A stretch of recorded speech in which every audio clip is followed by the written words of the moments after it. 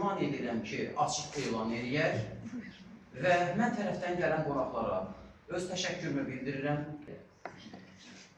Dostlar, indi isə Azərbaycan Respublikasının siyasi, hüquqi, mənəvi memarı, mərhum prezident Heydər Əliyevin Azərbaycan Respublikası ərazi bütövlüyü və suverenliyi uğrunda həlak olmuş igidlərimizin, habelə bu yolda düşmən tərəfdən törədilmiş terror, təxribat və silahlı təcavüz zamanı faciəvi qətliam qurbanlarının ruhunu əziz tutaraq, o cümlədən azadlığımızın uğrunda gedən döyüşlərdə iştirak etmiş bütün insanların fədakar əməyinə rəğmən sükut elan edirəm.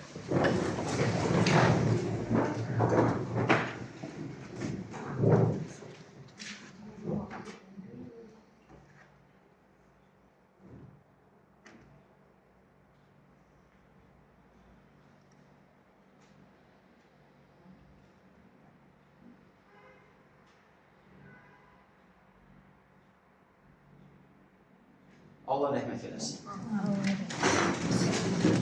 Sərəncama əsasən Azərbaycan Respublikasının Mədəniyyət Nazirliyi Azərbaycan Yazıçılar Birliyinin təkliflərini nəzərə alaraq, yəni onlar Yazıçılar Birliyi ona görə razılığa gəlirlər ki, bu məsələlərdə Yazıçılar Birliyi çox maraqlıdır. Çünki bütün şairlər və yazıçılar həmin birliyin üzvüdür. Onların bütün külliyyatı orada toplanır. Onların barəsində gedən bütün tədbirlər orada özəkdir. O ocaq yazıçılar birliyidir. Bu baxımdan da təklifləri oradan götürür. Tutalım ki, hansısa bir film çəkilir, hərbi sahədə, o saat hərbi sahəyə üst tutulur, Müdafiə Nazirliyi və yaxud Sərhəd Qoşunları və yaxud digər hərbi qurumları, yəni məsləhətxana həmin ocaq hesab olunur.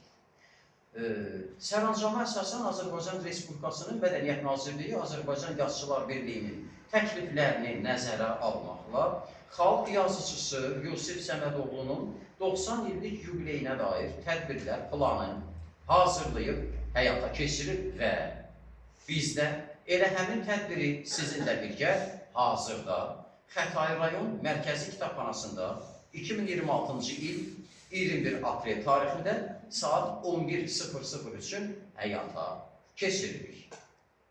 Alqışlarınız. Və onda deyim ki, bir daha təbrik edirəm ki, Həmidə xanım Məmmədova öz gözəl aparıcılıq qabiliyyəti ilə, idarə etmə qabiliyyəti ilə bu maraqlı məkana rəhbərlik edir və eşitdiyimə görə bura yaxın günlərdə növbəti 3 mərhələli mədəniyyət ocağına çevriləcək. Burada musiqi və digər. Onda daha gözəl, daha qəşəng, bununla da yaxşı. Tədbirlərimiz də olur.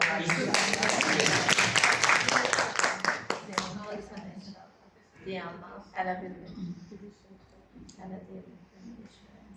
Əziz kolleg, Vəkilov